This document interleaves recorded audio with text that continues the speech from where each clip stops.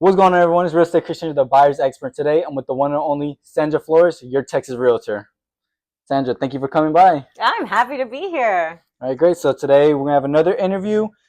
Just get to break down, know Sandra more, and know why she got into the business and everything. Sure. So, without further ado, let's just get straight into it. All right, Sandra, what inspired you to be a realtor?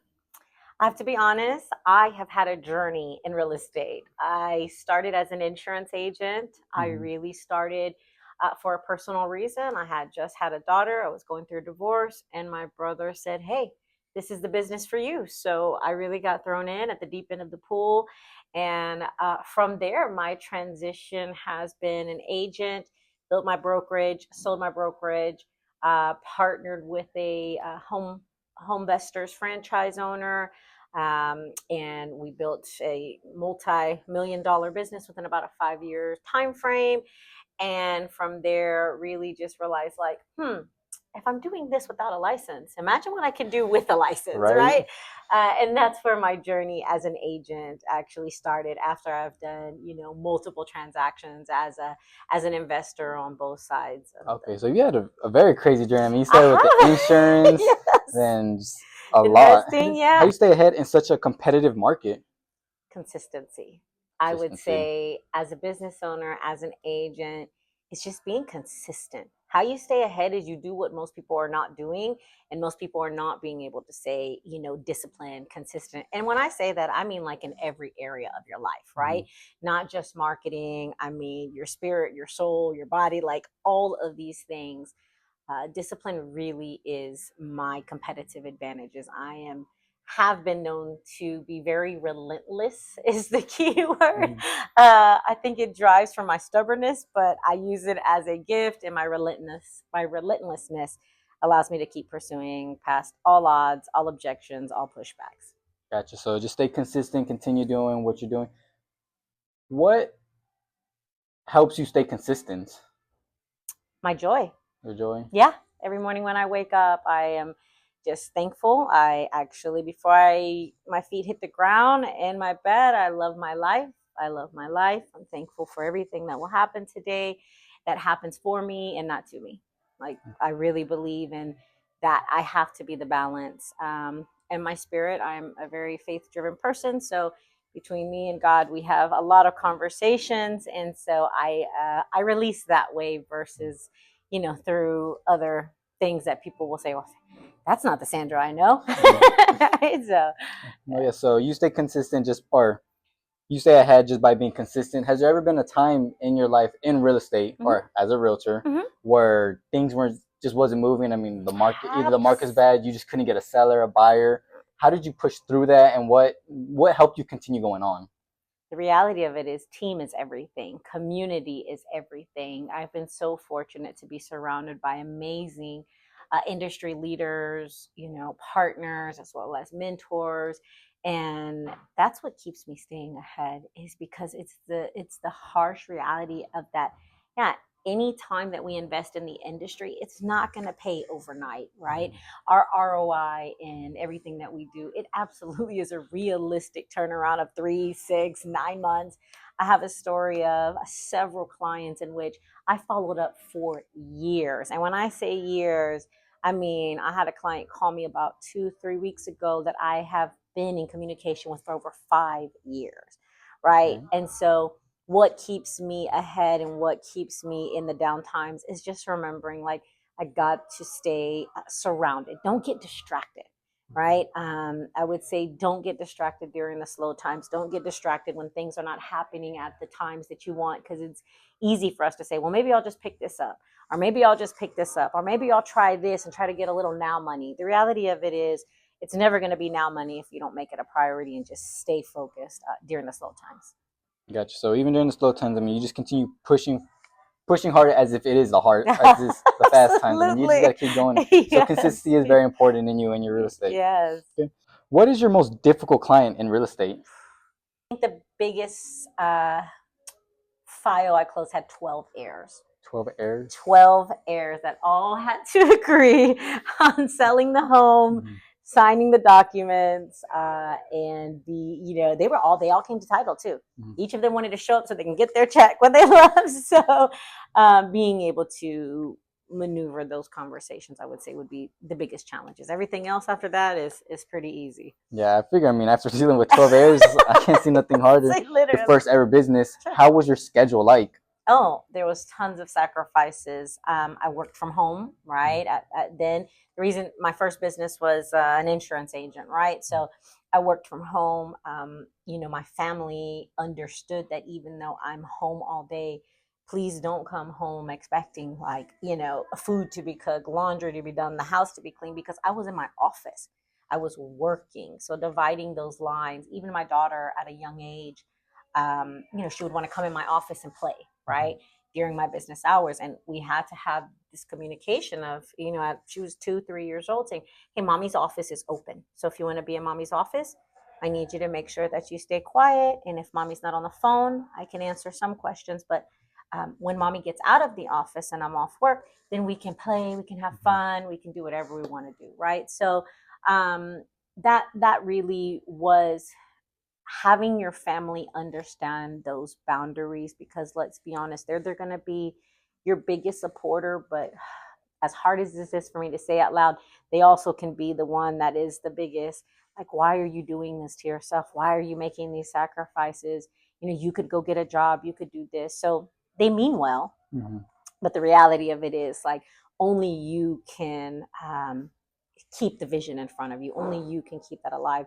And understanding those boundaries with your family members is very, very important to put in place at the beginning of any business. Look, I got to make these sacrifices. I got to make these sacrifices until I hit this level. Because if your family believes you're making all these sacrifices and you don't have a set goal that you're like shooting for, or I got to make 10K, I got to make 20K, I got to make 30K, whatever that is, then they'll think like it's never going to end. But if you tell them your progression through your vision and your goals, then they feel like, oh, okay, I can support you a little. I can support you. I understand that. Wow, you're so close to your goal. Then they feel that understanding, and they can, wrap their head around it a little bit. I hope that makes sense. Yeah, that makes a lot of sense. I was actually going to ask you too. I mean, how was that conversation? Because I believe that'd be very, as someone who is a family person as well, I bet that's very hard just telling, I mean, your kids coming over, you want to play with, you're at home too, you're just at your luxury of home, you want to play with them, but you also have to remind yourself, hey, I'm a business owner. My business isn't where I want it at the moment. I need to make sure I'm doing everything I can. What kind of conversation is that with your family? Of course, you said, I mean, you had to set those boundaries in the beginning. I think it's something I failed to do. I said, oh, this is what I'm going to do, but I never set the goal. I never told them the goal, the expectation of what I wanted. So it's just kind of like, well, when is it going to happen? When is this goal happening?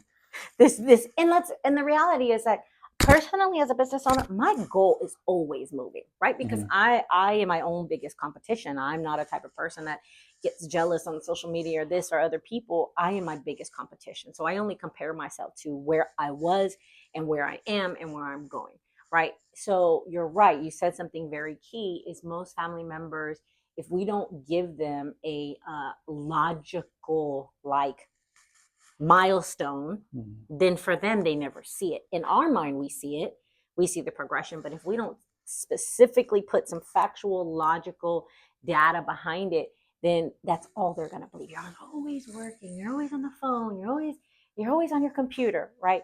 Actually, I'm halfway to my goal that I told you I was going to be at. Oh, wow, that's awesome.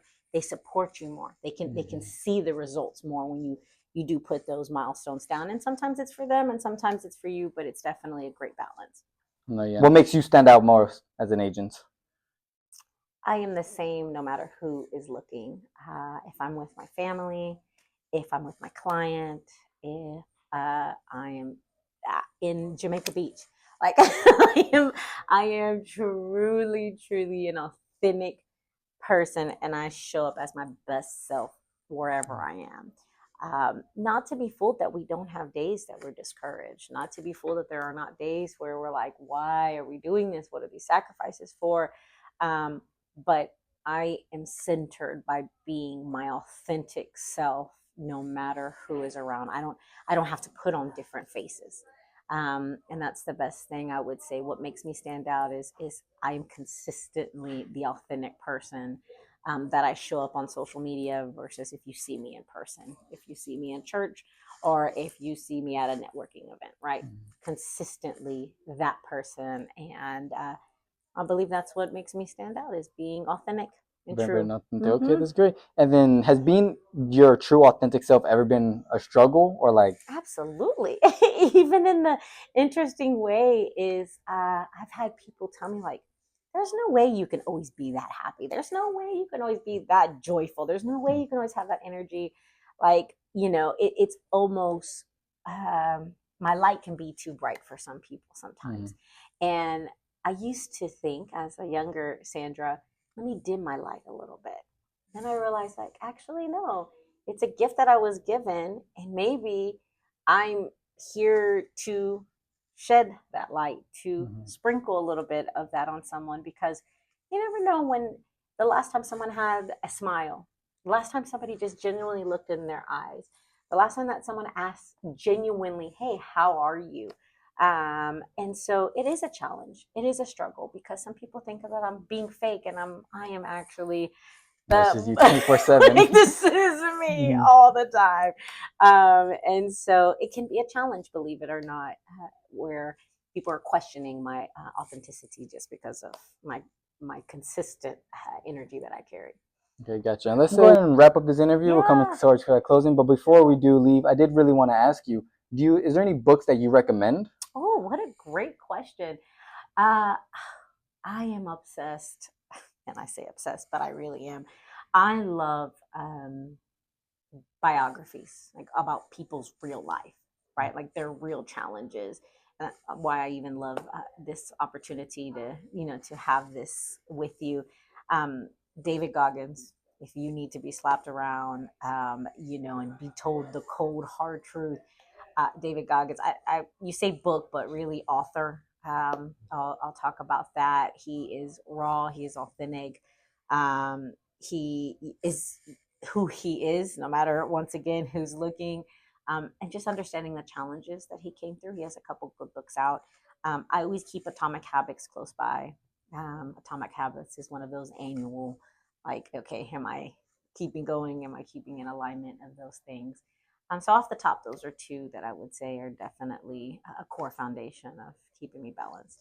Okay, great. I really have to check out one of those books. David Goggins, I've heard of him. I've seen his interviews. Yeah, so he's great books. I do need to check out one of his books. You do, for Of sure. course. Well, Cool. Thank you for this interview. It was a great interview. Thank you for being your true, authentic Yes. self. Thank you for telling us how you got as an agent, what really motivated you, and all that, and why you continue forward. Okay. Well, to your success, my friend. Thank you.